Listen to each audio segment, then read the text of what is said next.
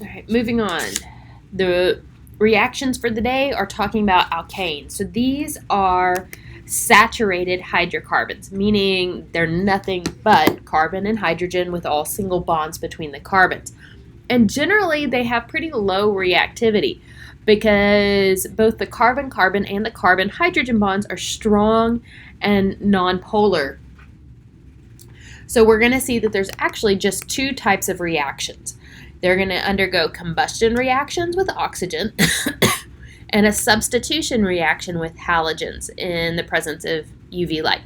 Okay, some terminology before we jump into this. Combustion reactions. We know combustion. We've done this for a long time, but it's generally some sort of hydrocarbon reacting with oxygen. Substitution reaction is a new vocabulary term for us. So a substitution, well, it's a substitute. We're going to swap one thing out for another. Okay, and so we'll see how that works here in just a sec. But first, combustion reactions.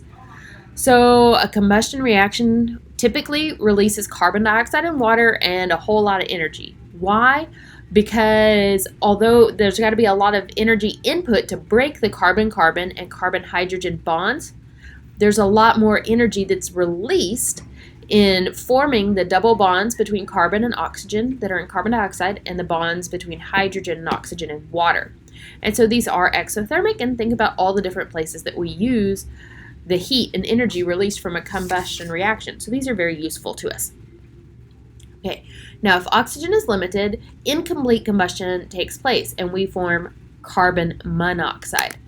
Okay, and if it's really limited, we can even form carbon so it looks sooty. Some things of note: carbon monoxide is a poisonous gas. It binds about 200,000 times more tightly to your hemoglobin than oxygen does.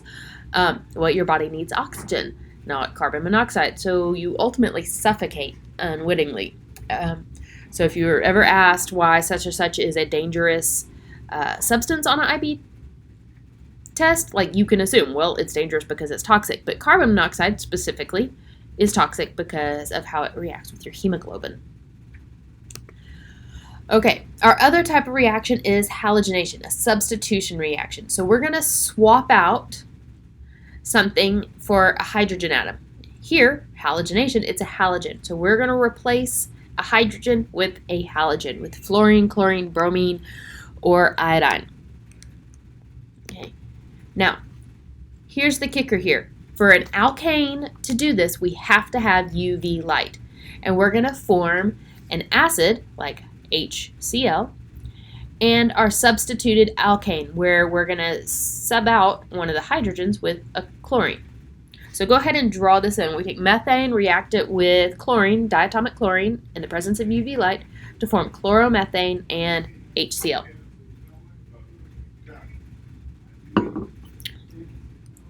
All right.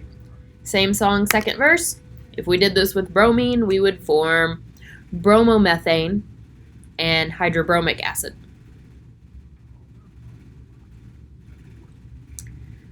Okay, so let's actually talk about the mechanism of this. So the step-by-step what's occurring. Think like back to kinetics type of mechanism.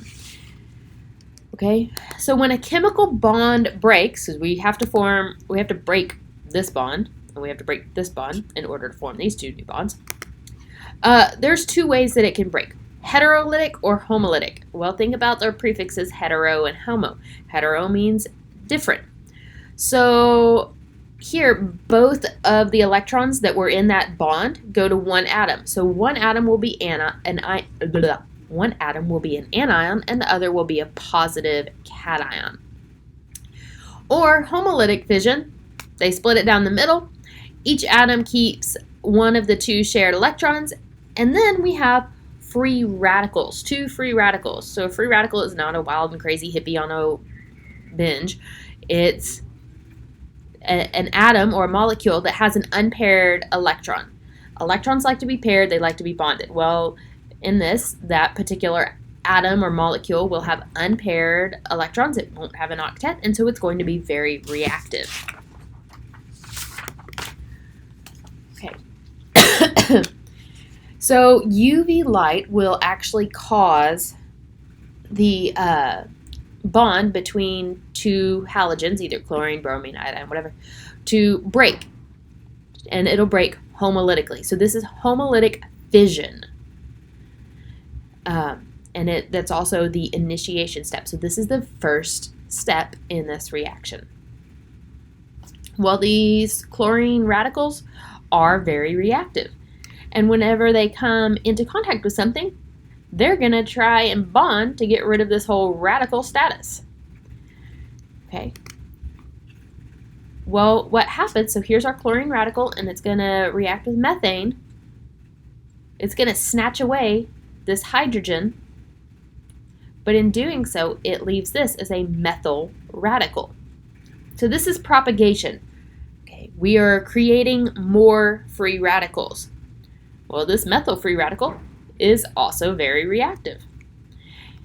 Now you've got to realize what's going on here is we don't have just single radicals or just a handful of them.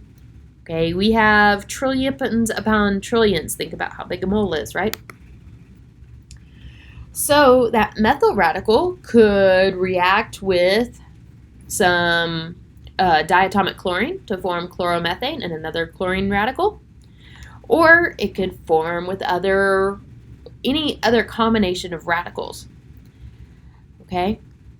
But whenever two radicals meet, in whatever form they are, now they're paired, everybody's happy, so that's termination. Okay? So we could have two chlorine radicals form diatomic chlorine. We could have a methyl and a chlorine radical form chloromethane. We could have two methyl radicals form ethane. Okay. And we could even have chlorine radicals reacting with chloromethane to form dichloromethane. Okay, so this is like just kind of a wild and crazy party. Okay, the only thing to really notice is that hydrogen radicals are not formed. Okay, at the bottom of this page, it says the reaction mixture may contain mono and dihalogenoalkanes, HCl, and larger alkanes. So those are your products to predict whenever you're asked one of these problems. You have mono and dihalogenoalkanes. So if you had methane reacting with whatever halogen, you're going to have like fluoromethane, difluoromethane, HF, and then larger alkane. So if it was methane, then it'd be ethane. Also, highlight, underline, star, memorize this, tattoo it on yourself. Don't really tattoo it on yourself. That because UV light is needed, alkanes will not react with halogens in the dark. And so that's actually a way of testing this, is put the halogens with an alkane in the dark, and if